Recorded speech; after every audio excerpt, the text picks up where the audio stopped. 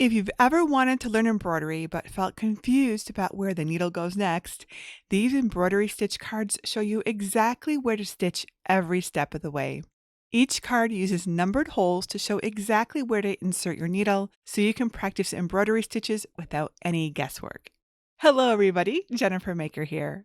And it's a beautiful day to make an easy embroidery stitch guide that takes you from the very first stitch all the way to this finished design. I'll show you how to make precise stitch holes using print then cut if you have a Cricut, as well as how to do it without having a cutting machine at all. We'll keep the cards together with a binder ring until we're ready to stitch. And then I'll show you how each card works so you can confidently complete your first embroidery project. Now, if this is your first time making a stitch book like this, I recommend watching through the tutorial once so you can see how everything works. Then you can come back, pause, rewind, or slow the video down while you make your own.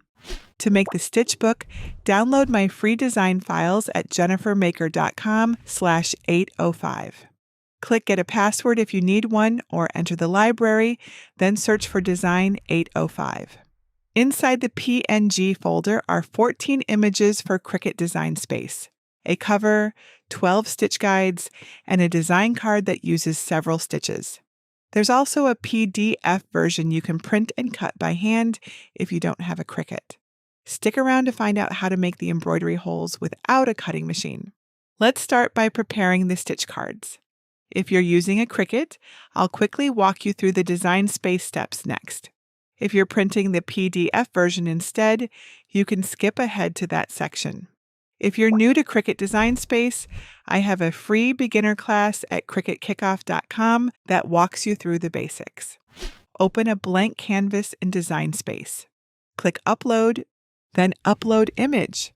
Choose Browse, then select one of the card PNG files, and click Open, then Continue.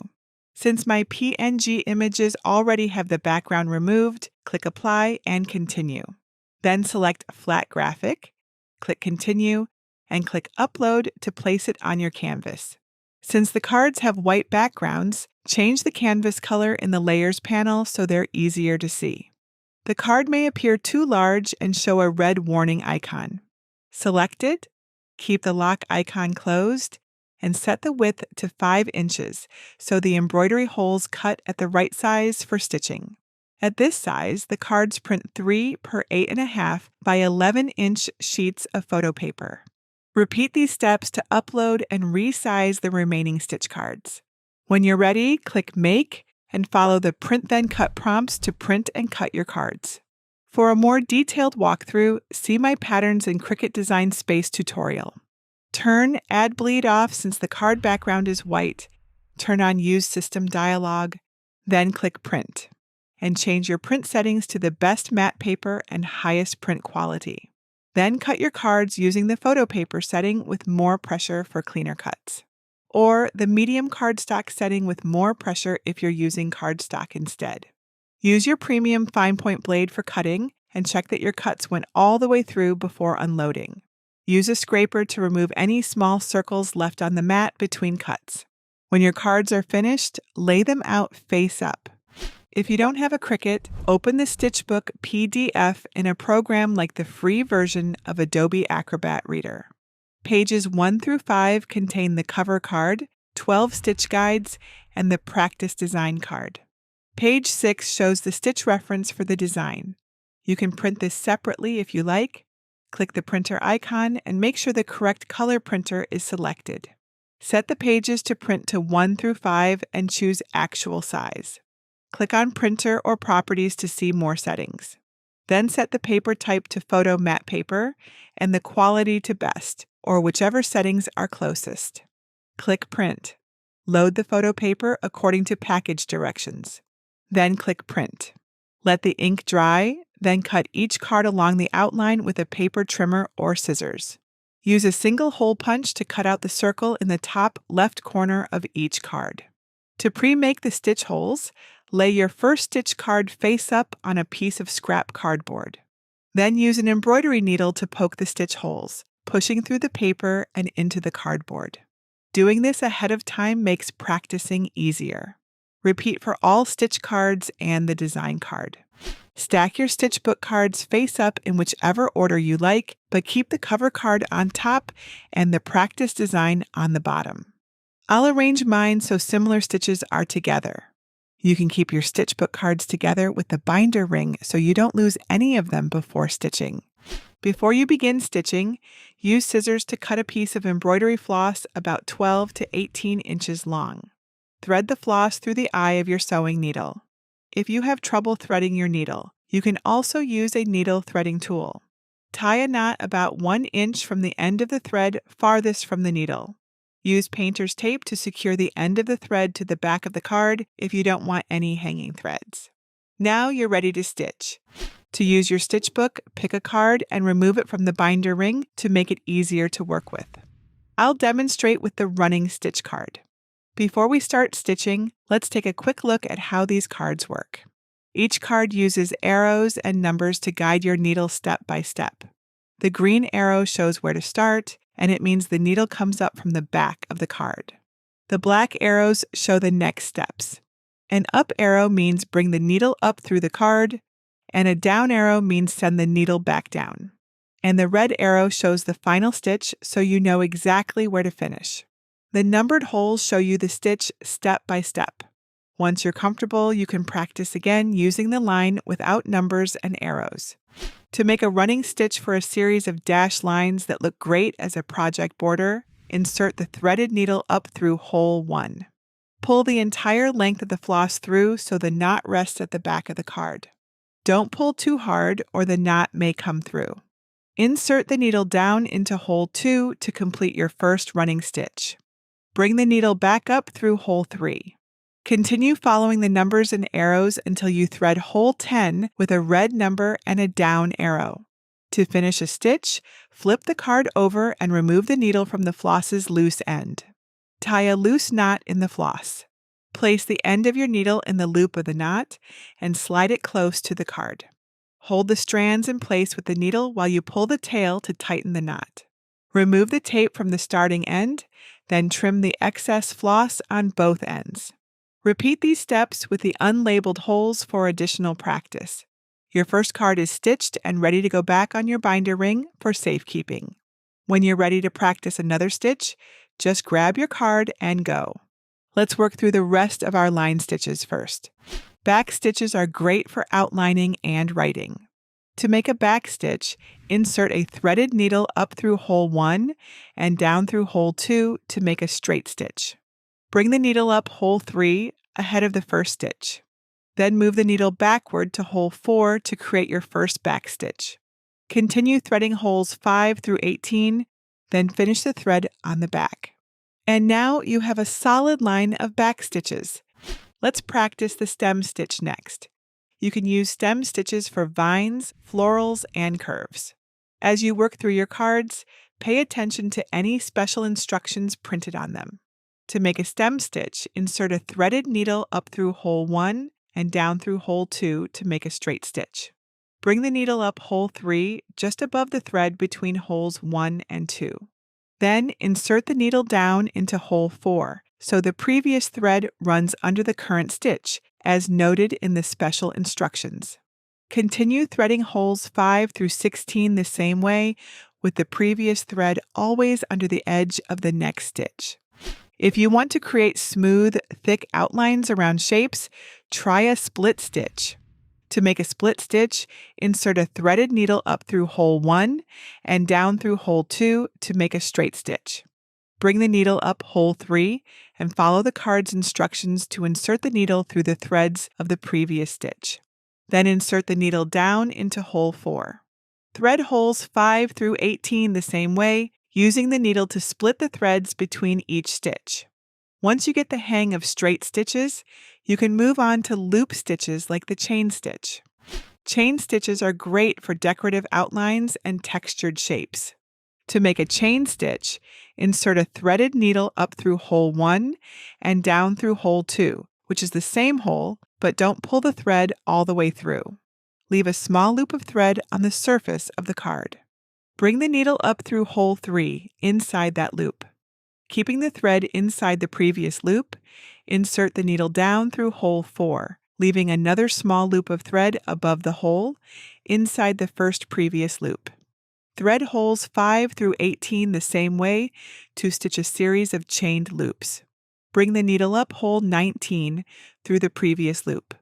Then send the needle down hole 20 on the outside of the loop to make a small anchor stitch that holds the loop in place. Some of my favorite embroidery stitches are the ones that look like flowers, like the Lazy Daisy stitch. They're great for floral designs. On this card, you'll notice some numbers in a box together. This just means these numbers use the same hole. To make a Lazy Daisy stitch, insert a threaded needle up through hole 1 and down through hole 2 to make a small loop of thread. Bring the needle up through hole 3 inside the loop. Insert the needle down through hole 4 on the outside of the loop to anchor it in place. Continue threading holes 5 through 16 to create 3 more anchored loops around a center hole. Now you can add flowers to your designs. The next stitch is an edge stitch, which makes a nice border on fabric. Blanket stitches are especially good at keeping layered edges together. To make a blanket stitch, insert a threaded needle up through hole 1 and down through hole 2, leaving a little slack in the stitch. It won't follow the line on the card just yet. Bring the needle up hole 3 and run it under the thread between holes 1 and 2. Then pull the thread taut into the corner at hole 3 to make it a backwards L shape. Continue threading holes 4 through 19 the same way, bringing down the left thread into the corner with each odd numbered stitch. Insert the needle down through hole 20 to anchor the final stitch in place.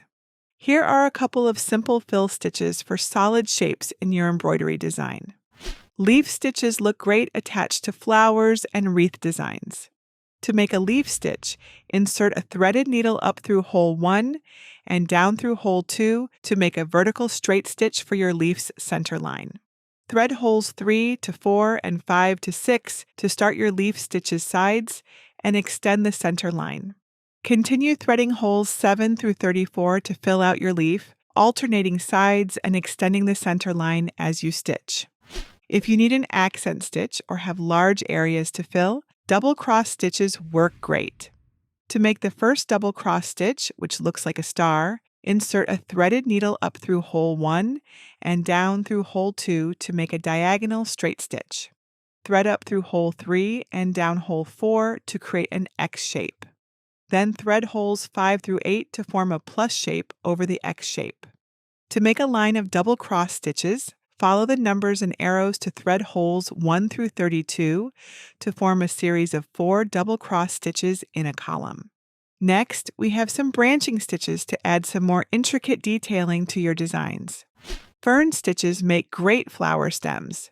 To make a fern stitch, insert a threaded needle up through hole 1 and down through hole 2 to make a vertical center stem line. Bring the needle up through hole 3 and down through hole 4 to make the left leaf line. Bring the needle up through hole 5 and down through hole 6 to make the right leaf line. Bring the needle up through hole 7, down through hole 8 to make the next center stem line.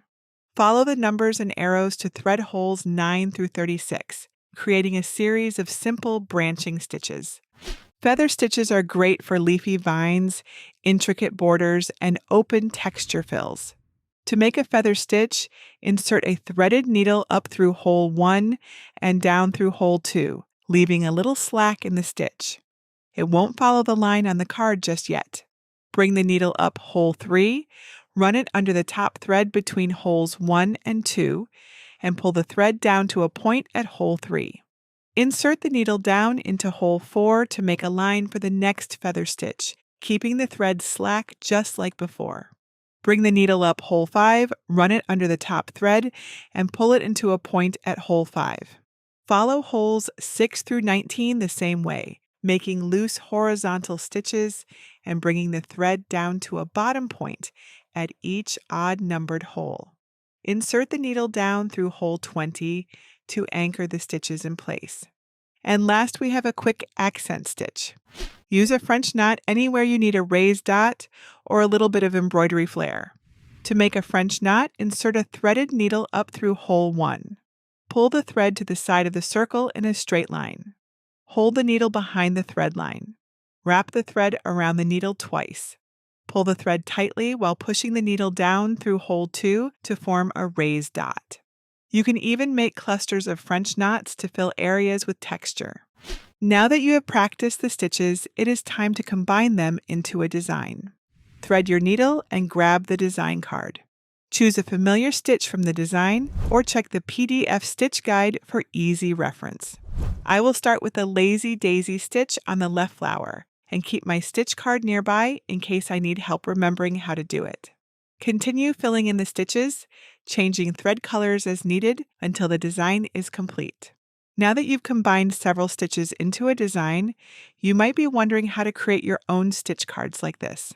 Inside my Advance with Jennifer Maker program, I have a workshop that shows you exactly how to design custom embroidery cards and connect stitches into your own patterns. You can learn more at jennifermaker.com/advance. I just love how handy these stitch books are. They're fun to embroider and they make a great reference guide for other projects too. If there is a stitch you need more practice to master, simply print, cut, and embroider a new copy. Once you're comfortable with these stitches, you can start using them in embroidery projects on clothing, bags, fabric art, and more. I love getting to use my Cricut for unexpected projects like this, but sometimes it doesn't always work as planned.